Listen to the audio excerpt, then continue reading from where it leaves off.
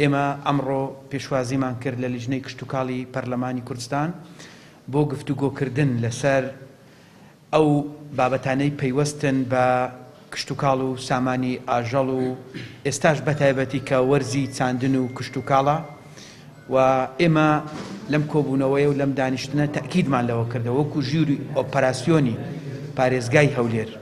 هەموو جهودی خۆمان خستۆتە گەڕ لە پێناوی ئەوەی جموجۆڵی کشتتوکاڵی و ئەو چاڵاکیانەی کە پێویستن لەم قۆناغە لە بواری کشتتوکاڵ و ئاژەڵداری بگیرێنە بەر ئێمە هەوڵمان داوە نەوەستێت. ئێمە لە سوارچێوەی ئەرکەکانی خۆمان وەکو لیژنەی کشتتوکاڵ و ئاودێری لە پەرلەمانی کوردستان بڕیارمان داوە کە سەردانی هەر چوار پارێزگاکەی هەرێمی کوردستان بکەین هەم بۆ بەدواداچوون بۆ چاودێریکردن سەبارەت بەو بڕیار و بەو ڕێنمایانەی کە دەرکراون بە تایبەت ئەوەی کە پەیوەندی بە کشتتوکاڵ و ئاودێری و پەیوەندی بە جوتیار و کۆمپانیا و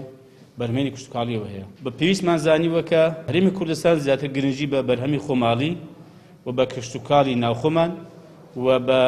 جوتیارەکانمان و بە کۆمپانیاکانمان و بەرهەمێنی کشتتوکاڵی بداوە هەموو زۆر کار ئاسانەشیان بۆ بکرێت. ئێمەش داوامان وایە کە هەموو لە جوتیارەکانیشمان بەرهەمێنی کشتتوکاڵیمان کۆمپانیاکانمان پابەند بن بە ڕێنمایە تەندروستیەکان ئەویش بەوە دەبێت پابەند بن بەو ڕێنمایانە و بڕیارانەی کە دەرکراوە بۆ کار ئاسانیکردن بۆ ئەوەی کەوان بتوان کارەکانی خۆیان بەڕێوەپێشی بکەن.